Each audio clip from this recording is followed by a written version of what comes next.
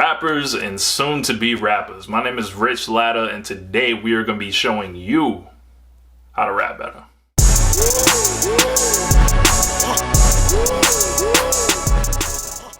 Now, so many people want to rap, but they don't really know what goes into it. They don't really know how to take themselves from one level to another.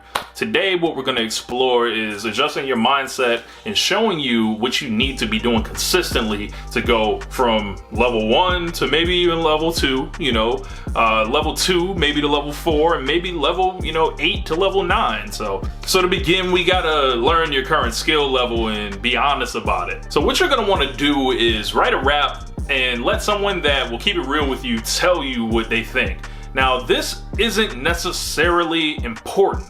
And I know you're wondering, well, if it's not important, why am I doing it?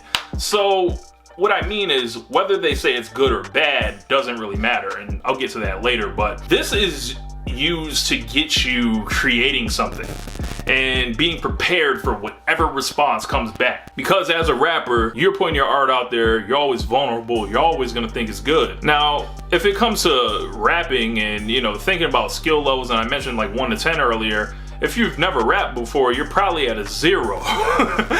Maybe you'll never get to a 10. But if you stay dedicated to the process, you definitely have a chance of getting better. So you're gonna wanna find some influences. Now, I don't think I've ever heard of someone great that didn't have influences. I haven't heard of anyone good that didn't have influences. You just don't wake up one day and you're good at this. You have to build a foundation first in order to eventually spread your wings and grow. I'm not saying steal styles or anything. What I'm saying is allow yourself to learn. Now, one of my favorite stories is about the legendary West Coast rapper, The Game. Now, before he dropped the documentary, I was, a huge fan into The Game and trying to figure out, where does dude come from? What's his story? What I learned from him is, he said before his first album and before he started rapping, what he did was encyclopedia-like study and a deep dive into pretty much every classic album that he could get his hands on, to, everything from the flows to the beat selection to the structure of the songs to the messages and literally crafting the sentences.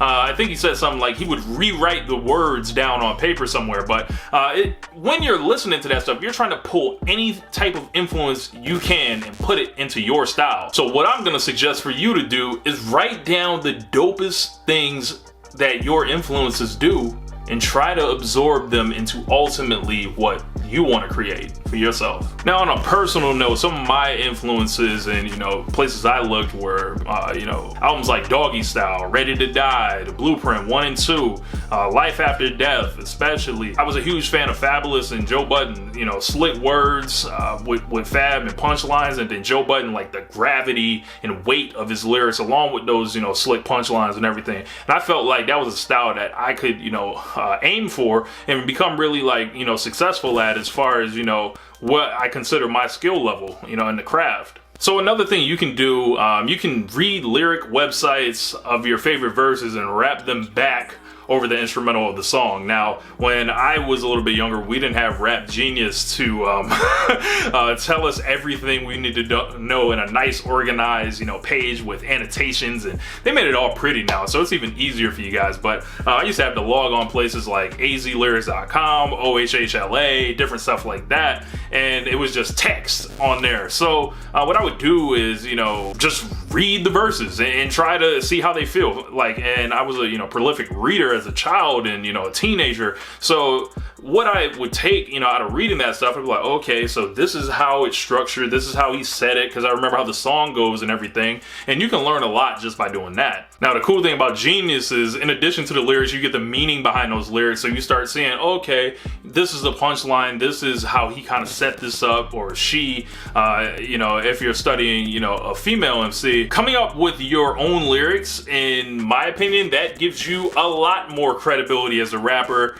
And we're not gonna have a ghostwriting discussion here, this is not what I'm advocating, but before you can rap your own lines, you have to figure out, can you rap any lines good?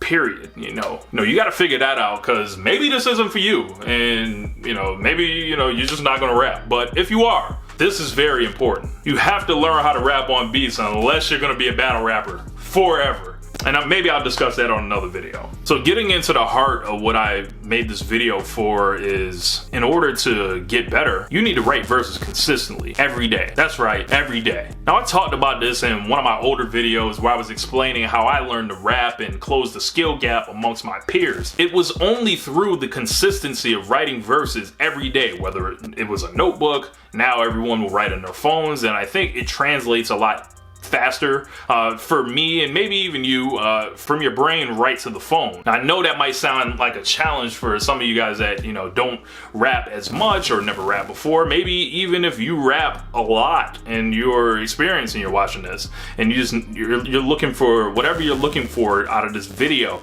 I know it sounds like a challenge, but you know, if you can't do that, what I'm going to suggest is writing 4 bars a day.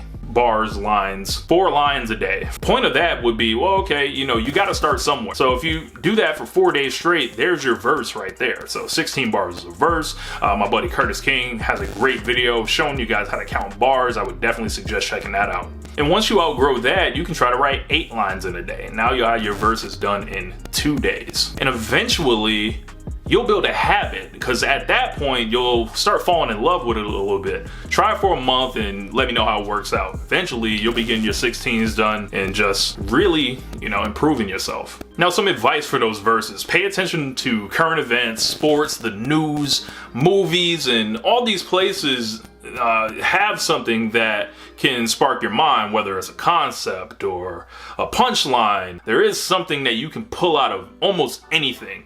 Now, I just finished watching the Wu-Tang Clan series on Hulu, and the RZA, you know, it's no secret, he pulled the concept of Wu-Tang out of these karate movies, and he related that to his neighborhood. So you can find your inspiration anywhere. One of the most important things to remember is not to stress over this. Consistency, not obsession. Ultimately, there is no judge on what is good or what is bad. I believe there's an audience for everyone, and there is someone somewhere that relates to you. Now, if you're studying and you're writing and you're doing your verse a day, your 4 bars a day, your 8 bars a day, you cannot help but to become more experienced, to be more confident, and then practice those raps.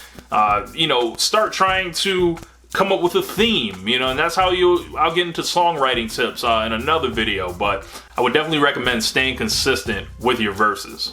Now, if this helped you at all, drop a like on the video, subscribe on the channel, and I'll see you next time you need advice on stepping your rap game up. Peace.